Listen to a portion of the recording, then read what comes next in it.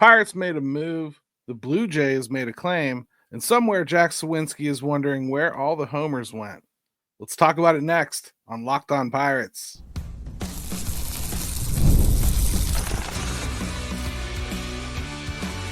You are Locked On Pirates, your daily Pittsburgh Pirates podcast, part of the Locked On Podcast Network, your team every day. Happy Labor Day, Pirates fans. While most folks are kicking back and grilling, we're diving in to waiver claims, roster decisions, and some unforgettable flashes of brilliance. Hey, I'm your host, Gary Morgan, and today's episode of Locked On Pirates is all about what's new, what's next, and what once was. Let's get into it. Today's episode is brought to you by FanDuel. Football season is around the corner. Visit the FanDuel app today and start planning your futures bets now. So Isaiah Kiner-Falefa got claimed. The Pirates ended up calling up Kreidler. Let's go over this whole scenario. Okay, there's an awful lot to this. First, let's explain the waiver process a little bit. A lot of confusion that I saw out there really comes down to just nomenclature. I know it seems uppity sometimes when you see somebody correct you online, like you go, they DFA'd that guy, and then someone comes in and goes, no, they optioned that guy, or they waived that guy. It's very different. And that can upset you. And sometimes it can result in the same thing. But I often say baseball tries to be confusing on purpose, so you don't think too much about what's going on behind the scenes here. But the waiver process, this happens a lot. There used to be waiver trades in MLB. They got rid of them in the last CBA, and you would see those right around this time. You would place players on waiver, and then every team in the league can go through and pick. When a player is placed on outright waivers, all 29 teams have a chance to claim them. The claiming priority is based on reverse standings. So the team with the worst record gets the first chance, which is why you see so many Pirates picks early on, because they've had one of the worst teams. So they get first dibs on just about everybody that gets waived. Okay. And it's different at different times. You can be waived in different ways. Like Isaiah Kiner-Falefa was just outright waived, not designated for assignment, just outright waived. Had he cleared waivers, the Pirates could have, by all rights, sent him to the minor leagues. And by his rights, because he's a vested player, he could have just refused to go, which would have made him a free agent. So almost no matter what here, he was either going to be in the major leagues for the Pittsburgh Pirates or on someone else's 40-man. All right. So he made it all the way to Toronto. They're right now the fourth best team in baseball. So he made it almost all the way through waivers, which, should probably kind of tell you the kind of market there was for him potentially at the trade deadline. Because really that's the storyline here. Why didn't you trade him at the trade deadline if you're going to wind up just putting him on waivers towards the end of the season? Well, two reasons. One, let's just be as blunt and upfront about it as we can. They're going to save about $1.1 million by doing this. So there's that off the books. And personally, I don't care about that. I know some of you will, and that'll frustrate you mightily that you don't get to watch Isaiah Kiner-Falefa play anymore, and I get it. But it's $1 million. It's nothing to worry about, really, in either direction for me. I just don't care that much about it. Isaiah Kiner-Falefa was a good player. He did pretty good here for us. Hit 270, 307 on base percentage, 1 home run, 35 RBI, 12 stolen bases. And he got almost 400 at bats. He only hit 1 home run for the Pirates last season, too. Played solid defense, shortstop, third base, a little bit of left field. He was a steady contact hitter. You know, Blue Jays claimed him off waiver. They literally said, this guy's just a winner. We don't really expect him to displace anyone on our roster. He's going to be on the bench. They literally said this is to make some pinch hitting decisions easier, just knowing he's there backing up everything. They're familiar with him. They just had him last year before they traded him to the Pirates. So this is basically just yeah, sure, why not? And if they get something better or somebody comes along, they'd rather have another pitcher, or whatever, he'll be a victim there too. They won't care. This isn't a big deal. This isn't a big move. The bottom line here, nobody in Major League Baseball saw Isaiah Kiner-Falefa as somebody that was going to help them get to the playoffs. That's the truth. That's the hard truth. And we as fans probably need a reality check, because I heard more than a few people thinking that this is a guy that the Pirates should openly pursue next year, and happily pursue, and you'd be more than happy with. I hear a lot of the same things about Tommy Pham. Guys, there's a reason that nobody wants him for free. Okay? This waiver process, I also want to just circle back to that. It's kind of meant to be a quiet process. This isn't something that's intentionally reported usually. In fact, if it does leak, it's probably because people are trying to almost create a buzz for it. You'd hope that a certain market, like Toronto, for instance, maybe had a good experience with him, and that some fans would start talking about it, and maybe it opens somebody's mind to it in Toronto. I can't say that actually works, but that's why it gets publicized. It gets pushed out there by the team, like, hey, take him off our hands. We're trying to here. You rarely hear about it, but this does happen a lot. I would not be surprised to hear that the Pirates waived Alexander Canario. Not at all. It wouldn't shock me at all to find that out. You know what I mean? There's probably 3, 4, 5 other players that they've waived that nobody took a swing on, or maybe they did and the Pirates pulled them back off waivers. They're allowed to do that at this time of year. So, you'll never know. That stuff's supposed to be a secret. Now, this Ryan Kreidler, this guy gets the call up over somebody like Nick Yorke. I'm confused. Nick Yorke's been playing pretty good recently.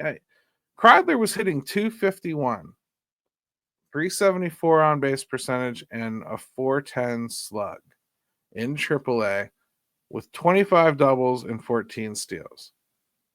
His glove is considered elite at shortstop and center field, but his major league bat, it's not been good. A 138 career average. Pirates chose Kreidler over Nick Yorke, and I just don't kind of understand that. I guess positionally I can understand it. He can play some positions. Maybe it's as simple as they want to make sure Nick Yorke is hitting, and they don't care if this guy does. But then again, why claim the guy if that's the way you feel? So I'd imagine there's something they want to see there, and I don't know. I guess I'm kind of done trying to tell you why they make some decisions. I'm just going to ask questions when they come up. And I have a question on this one. And my biggest question really is, Nick Yorke's young enough that it still might matter. And he's had an okay season. I'm not saying he's set the world on fire or he's kicked the door in, but he's done enough that he probably deserves a look here. What does this say to him? I wonder what that says to him. Maybe that's part of the whole thing. Maybe they're just basically like, hey, Nick, just embrace that you're a AAA player this year. I'm sorry, you're not getting another taste. Or maybe he's getting the taste when they do the September call-ups here, and this will all be moot. But this just on the surface didn't make a whole lot of sense to me. I guess, if anything, it kind of suggests a defense-first philosophy. He at least replaces that aspect of what Isaiah Kiner-Falefa can do. He is a good defender. So I guess that is one thing you could look at, maybe, but I'm probably grasping at straws here. Guys, we're just gonna have to discover this one together. I just can't tell you. I don't know. I do know one thing though. Since the All-Star break, the Pirates haven't been very bad. They've actually been pretty good, believe it or not. I know.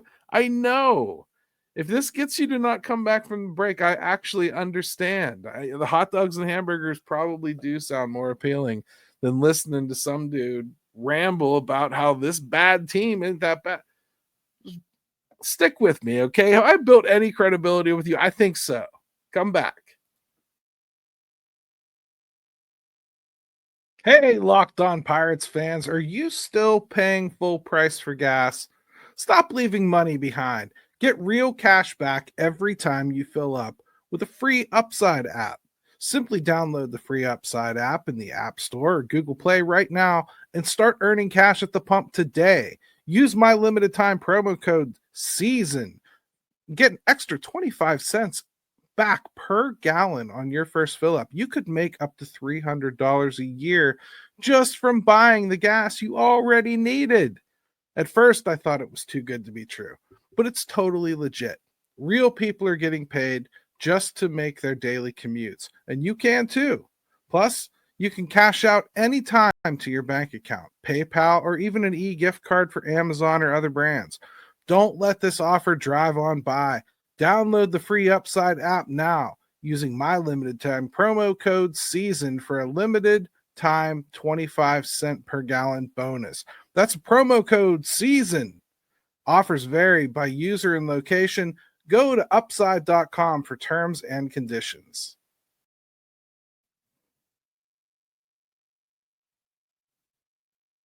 The NFL season is almost here, and FanDuel is making sure you're ready for kickoff with a can't-miss offer. Right now, new customers can bet just $5, and if your bet wins, you'll get $300 in bonus bets to use across the app. Money, money, money, everybody. It makes every game more exciting, whether you're watching your team or just keeping an eye on your fantasy lineup. So are you ready to play? Download the FanDuel app now by visiting FanDuel.com to get started. That's FanDuel.com to place your first $5 bet.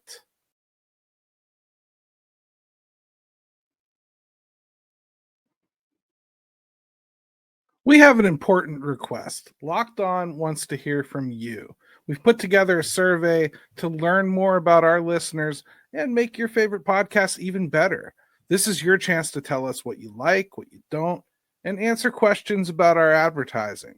Go to lockedonpodcast.com/survey to get started. Everyone who completes a survey will be entered for a chance to win one of 10 $100 Amazon gift cards. Again, that's lockedonpodcast.com/survey. You can also find the link in the show notes. Thanks for helping us out.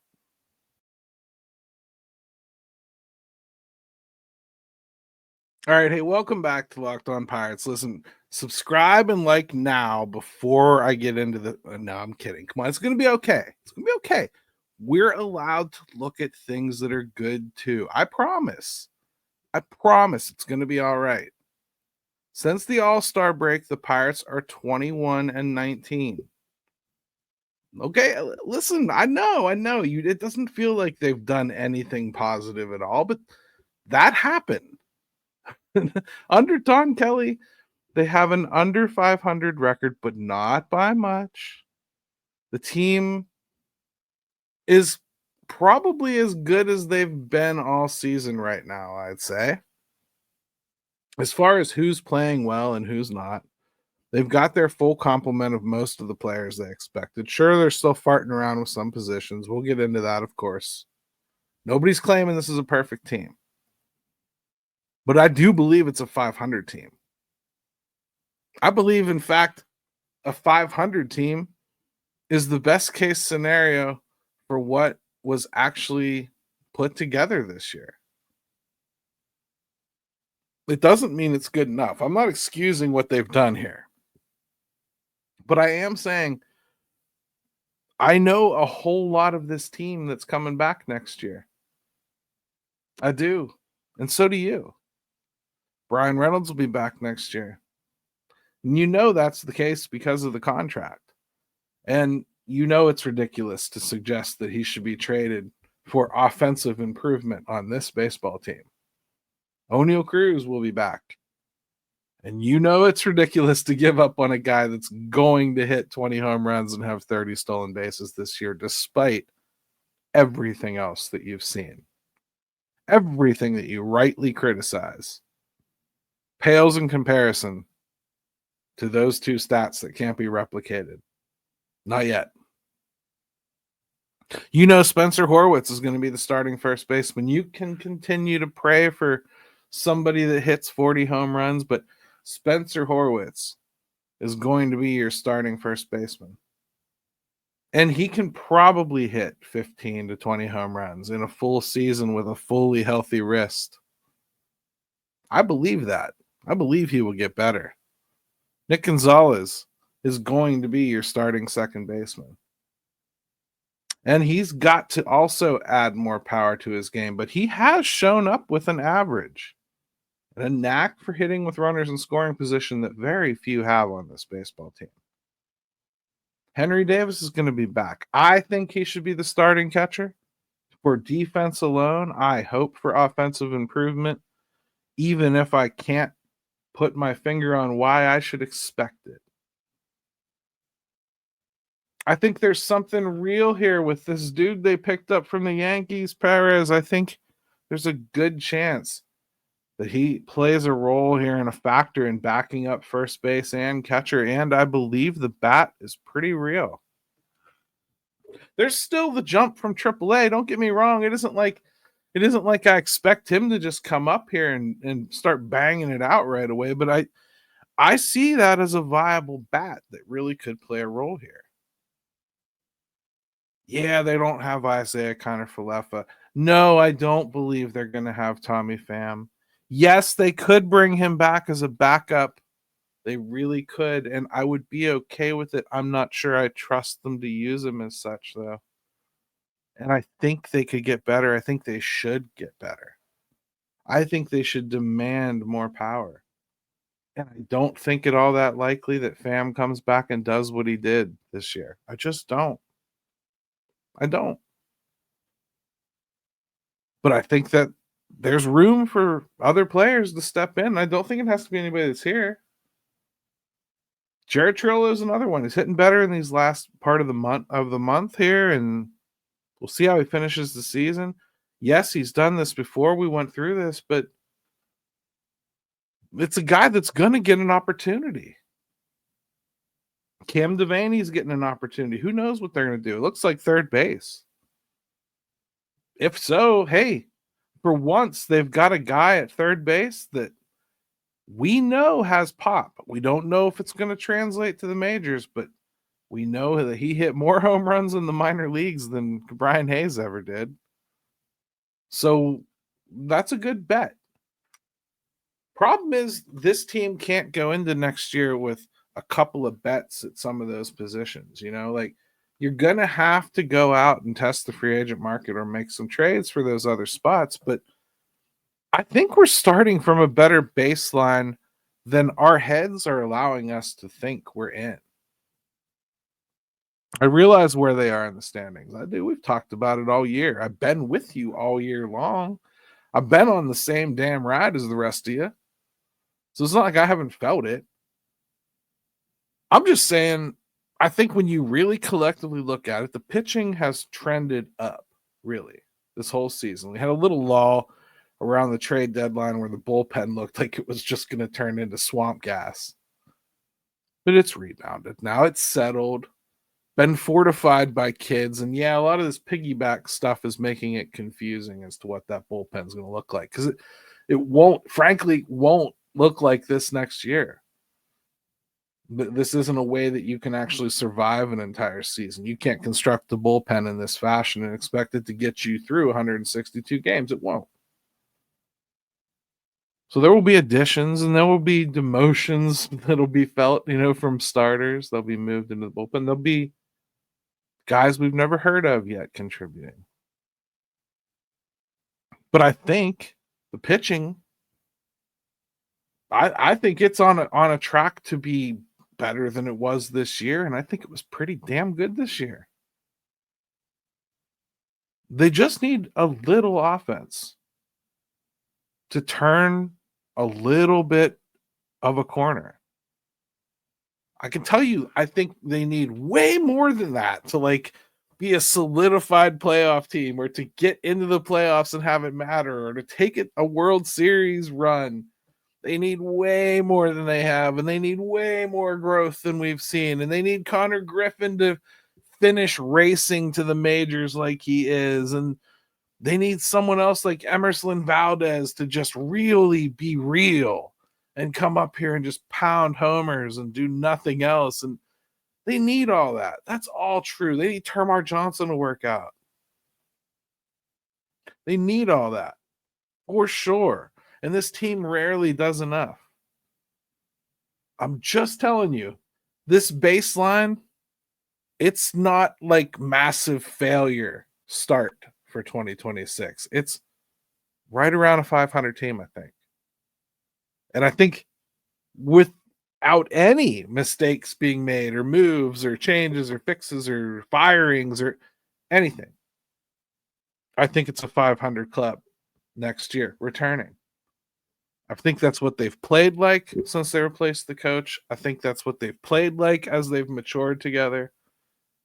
And I think that's what the pitching is trending towards. A team that kind of can't help but be 500 because the pitching's so damn dominant. It doesn't make it right that I'm thinking this way, and it doesn't mean that I think they shouldn't go out and push that envelope. I'm just saying your expectations are very low for these people already. All I'm doing is reinforcing your own feelings that they're not going to do anything. And I'm telling you, hey, in that eventuality that they don't do anything, I think they're probably a 500 team. That's what I'm trying to tell you. I think the baseline is a little bit better than natural disaster. Okay? And they got a lot of what ifs in there and everything. But I'm saying, if these guys come back and perform just as they did, I'm just looking at the evidence, what I'm seeing here. Since the All-Star break, 21-18, I think they can do this sort of record through most of the season. I think they're a 500 team. I think they can pitch that way. I think they can hit enough to support it. And I think when you're talking about your big exit being Tommy Pham and Joey Bart and IKF, I think I can replace that offense. Get what I mean? I think I can replace that offense. And I think I can do it pretty cheap. Boy, I don't want to feed into their nature, but I don't think this takes as much as we're thinking it does. I really don't. I think with modest investment, they can make this offense into at least a middle of the road offense. I don't think they can catch up on homers. So there's got to be a little bit more of a commitment to the way they've been playing baseball in this stretch. But listen, the turkey's on the table for them, I think. I think it's there. When we come back, let's do something fun. Let's do Pirates one-hit wonders on this Labor Day. Let's get a little silly towards the end here. And also maybe learn a little bit of a lesson.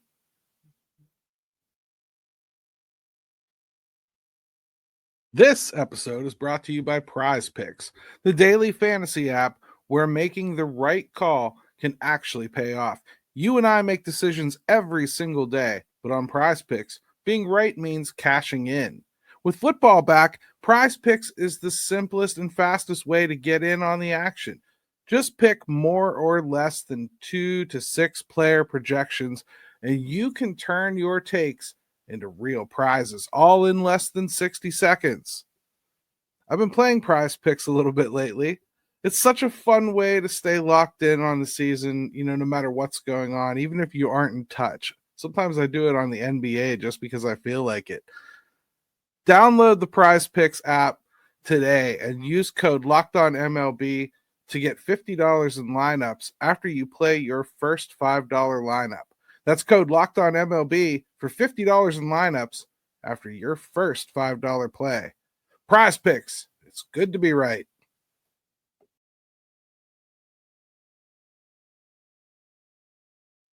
Hey, welcome back to Locked On Pirates. Listen, one-hit wonders. I just wanted to come up with a catchy name. Some of these are going to be two-hit wonders, okay? Like, I want to just kind of go through some players with the Pirates that really did have standout seasons, standout efforts for this club, and kind of fooled us into thinking they were really going to be a piece, only to never really recapture it again.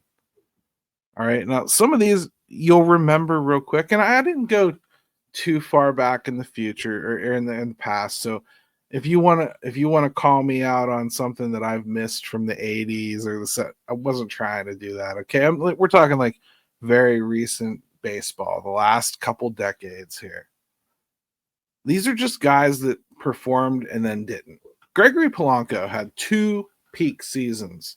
I don't know if you remember that or not. A lot of people remember one, and they remember him getting that catastrophic injury. I guess we're calling it sliding into second. And he was just never the same. That's the way I hear the story repeated all the time. Well, in 2016, he hit 22 home runs with 86 RBI. That only came with a 258 average and an OPS of 786. There was a lot to be desired there, but man, was it exciting. 2017, not so much.